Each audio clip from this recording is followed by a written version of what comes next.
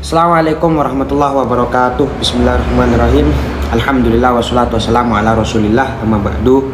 Teman-teman sekalian yang dirahmati oleh Allah subhanahu wa ta'ala, qala al-musannifu rahimahullahu ta'ala wa nafa'ana bihi wa bi'ulumihi fid dharain amin.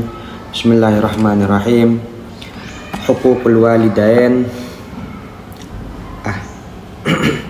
Hukukul walidain, hak-hak kedua orang tua. Atau bab ini sekarang membahas tentang berbaktinya kita terhadap orang tua, dan orang tua itu seperti apa, derajat orang tua itu bagaimana, dan bagaimana cara berbakti kita secara adab menurut kitab Taisirul Khalaq. Al-walidani, kedua orang tua itu adalah huma as-sababu fi wujudil insan. Mereka berdua adalah penyebab terjadinya kita di dunia. Adanya kita di dunia adalah disebabkan oleh kedua orang tua kita. Ingat penyebab ya. Sehingga Al-Khaliq, sang pencipta, ya tetap Allah subhanahu wa ta'ala. Cuma penyebab kita ada di dunia ini siapa? Ya orang tua kita, kedua orang tua kita. Laula ana'uhuma mastaroha. Andaikan tanpa jerih payah orang tua kita, andaikan tanpa kesengsaraan atau ya jerih payah ya bahasanya, tanpa pengorbanan jerih payahnya kedua orang tua kita, maka kita tidak akan merasakan ketenangan. Seorang anak tidak akan bisa merasakan ketenangan. Walau la syaqa'uhuma ma tana'ama. Dan andaikan tanpa pengorbanan kedua orang tua kita, maka kita tidak akan mendapatkan merasakan kenikmatan.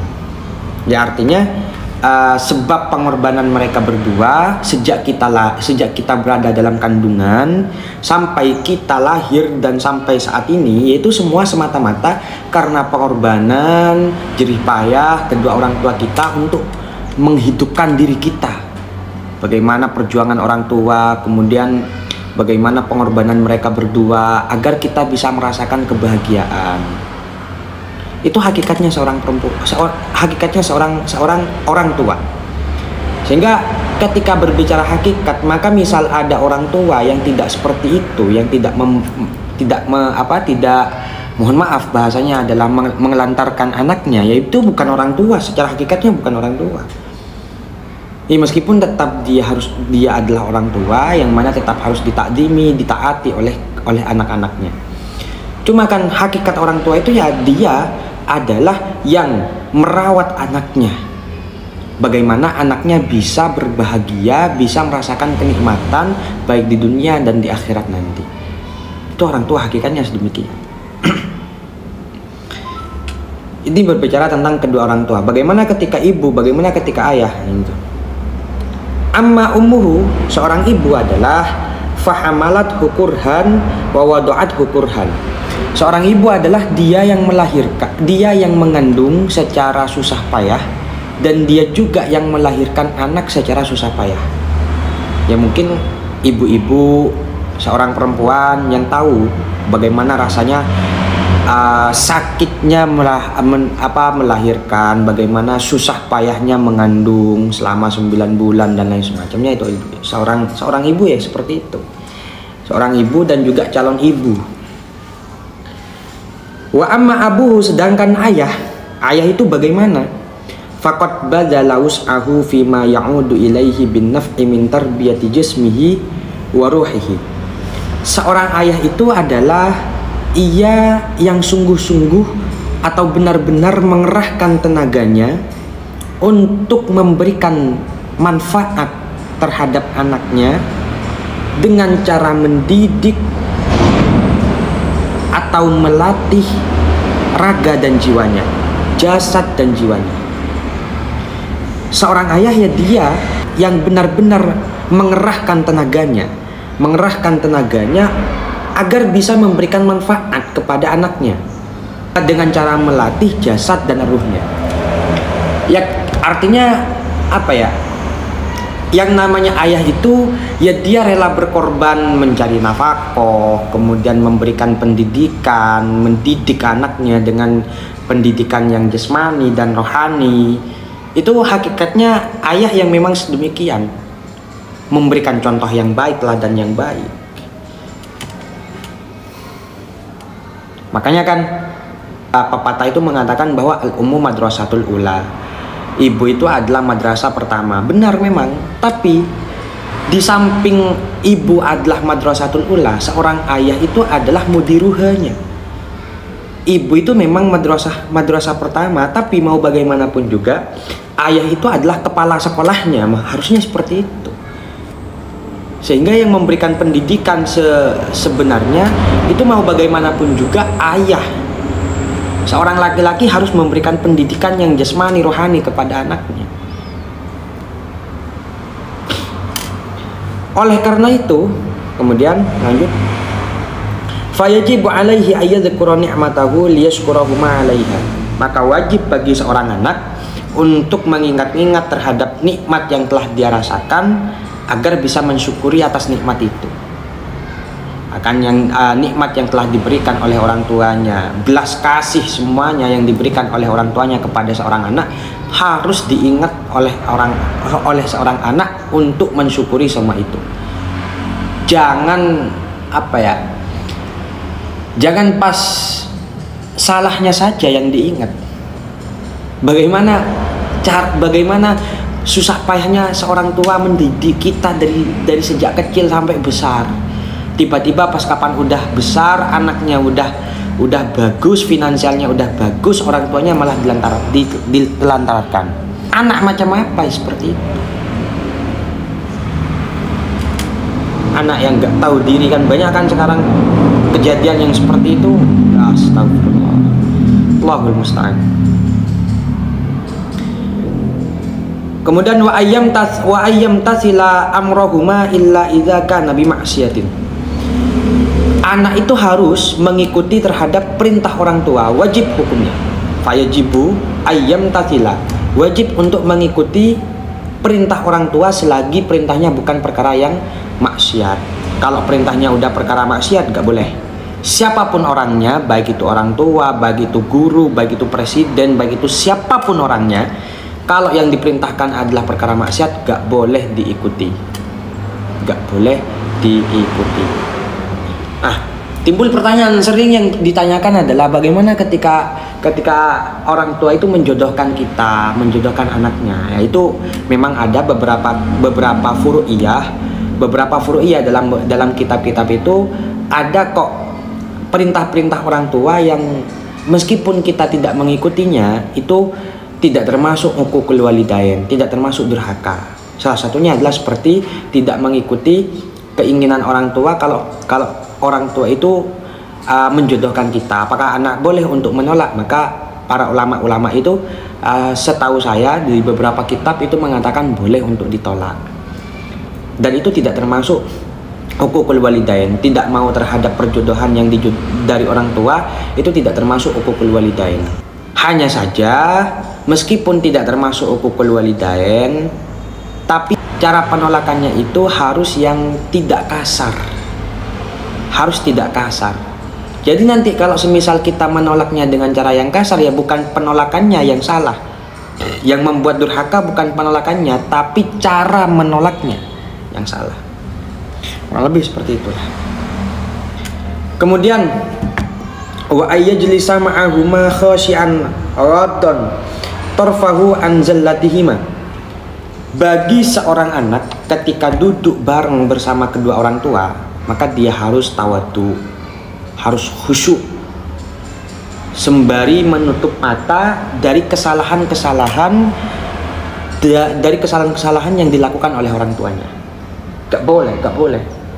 Kita harus tetap antepasor, tetap tawadu, tetap khosyan di depan orang tua kita, harus seperti itu. Gak boleh kita begini, gak boleh. Secara adab gak benar itu. Kemudian wa alla yu'dhiyahuma walau biqauli uffin. Gak boleh sampai menyakiti terhadap orang tua. Kita harus benar-benar menjaga hati orang tua. Gak boleh sampai menyakiti. Walau biqauli uffin, walaupun dengan perkataan uff, misal orang tua kita nyuruh kita, Cong, minta tolong belikan makanan. Apa sih bu? Apa sih pak? Gak usah sampai apa sih pak? Kamu bilang itu saja udah kasar. Gak boleh bilang seperti itu. Kalau memang benar-benar nggak bisa ya, kalau memang benar-benar nggak bisa, jangan sampai menyakiti kedua orang tua. Semoga kita terjaga dari semua itu. Kemudian wa alla yutila jidalahuma, kita juga tidak boleh memperpanjang perdebatan dengan orang tua. Udah, selagi orang tua kita, selagi yang didebatkan itu bukan perkara yang salah. Misal orang tua kita salah dalam jalannya, misal melakukan kesalahan, udah kasih tahu ke orang tuanya, tapi jangan terlalu larut, jangan terlalu panjang perdebatannya, jangan terlalu panjang. Hal-hal yang tidak pantas untuk didebati, misalnya udah gak usah terlalu diperdebatkan.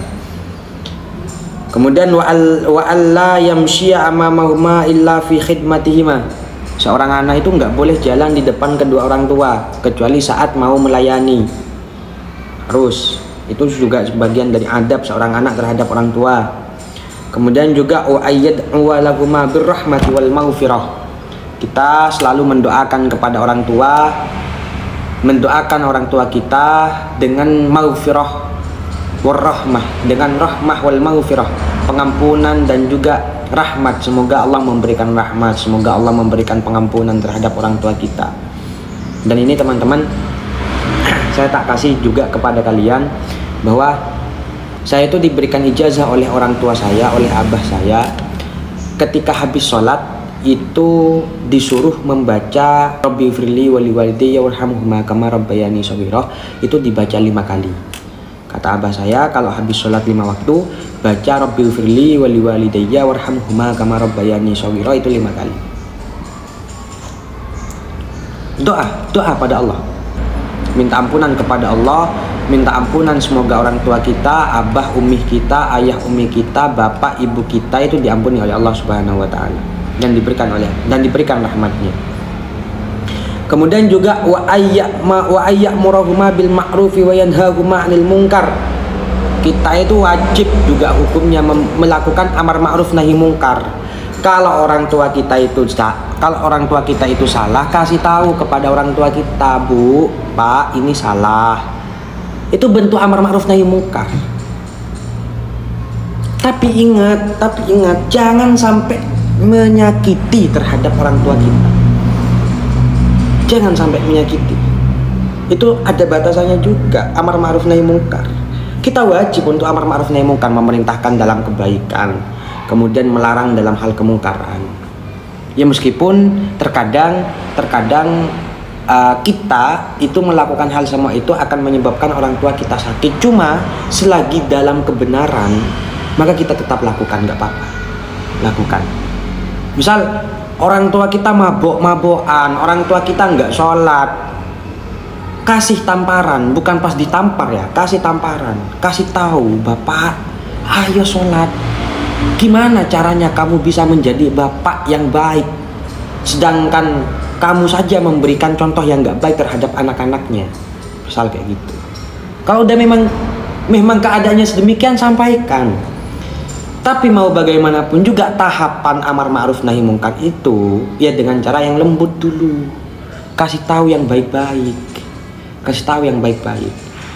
Misal, bagaimana ketika kita amar ma'ruf nahi munkar, melakukan amar ma'ruf nahi munkar, sudah menasehati tapi nggak digubris, tetap nggak ada faedahnya misal. Maka para ulama itu tetap mengatakan, meskipun di sini ada khilaf ya. Para ulama itu mengatakan tetap sampaikan amar ma'ruf nahi munkar itu meskipun tidak ada faedahnya. Katakan yang sebenarnya, meskipun nggak ada faedahnya, katakan. Kenapa? Karena itu bentuk nasihat. Bentuk nasihat, siapa tahu ketika kita selalu mencoba, sewaktu-waktu dia sadar.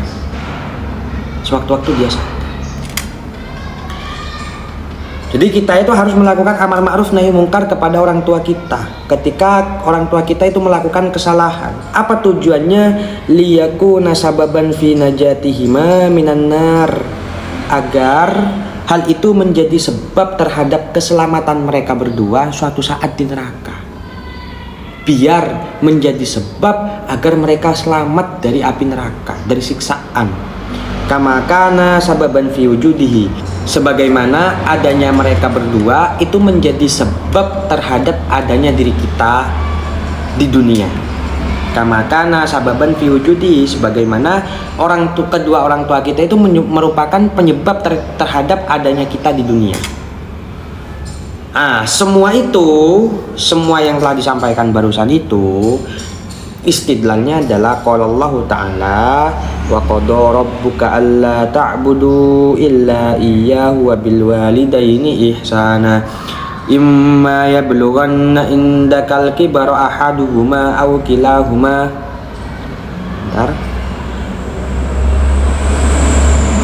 Fala taqul lahuma uffin wa la tanharhuma wa qul lahuma qawlan karima wakhfid lahuma janahal dhulli minar rahmati wa qur rabbirhamhuma kama rabbayani shaghira. Surat Al-Isra ayat 23 sampai 24. Allah telah memerintahkan terhadap hamba-hambanya, terhadap diri kita untuk tidak menyembah terhadap selain Allah. Kita diperintahkan untuk menyembah terhadap Allah Subhanahu wa Ta'ala semata. Wabil walidaini ihsana, sedangkan kepada kedua orang tua kita dituntut untuk melakukan kebaikan, untuk berbakti kepada orang tua kita. Imma yablughanna indakal kibara ahaduhuma aw kilahuma fala taqul lahuma uff wa la tanharhuma. Kalau semisal dari kedua orang tua kita atau salah satunya itu ada yang sampai tua renta mendidik diri kita, maka jangan sampai kita itu mengatakan hal-hal yang membuat mereka sakit. Jangan sekali membentak mereka, apalagi sampai membentak. Mengucapkan uff saja udah gak boleh, itu gak boleh.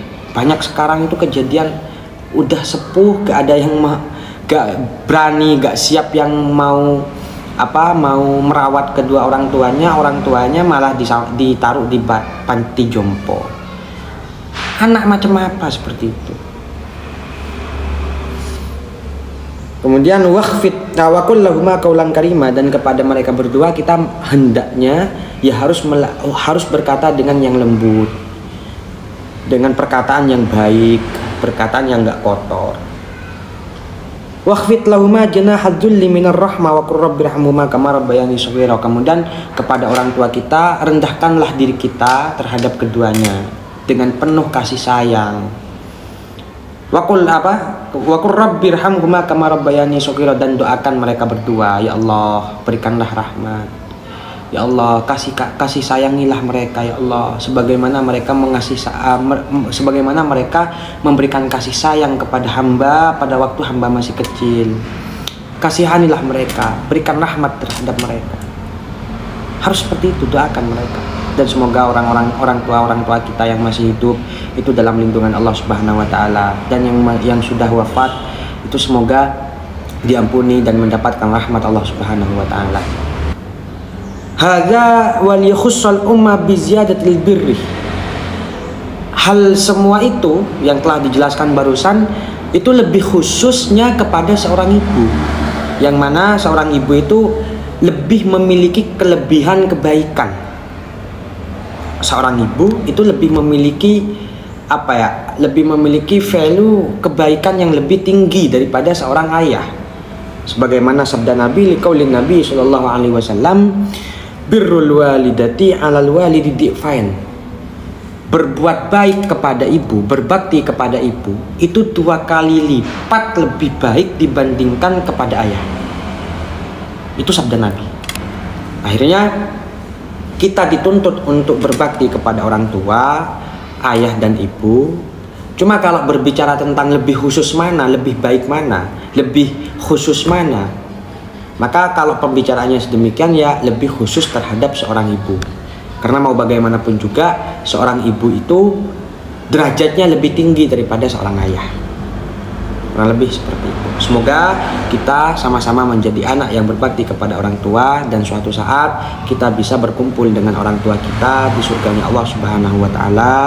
Dan semoga orang tua kita diberikan rahmat, diberikan kasih sayang, diberikan ampunan oleh Allah Subhanahu wa Ta'ala. Amin ya rabbal alamin. Wallahu a'lam bishawab. Semoga barokah manfaat. Assalamualaikum warahmatullahi wabarakatuh.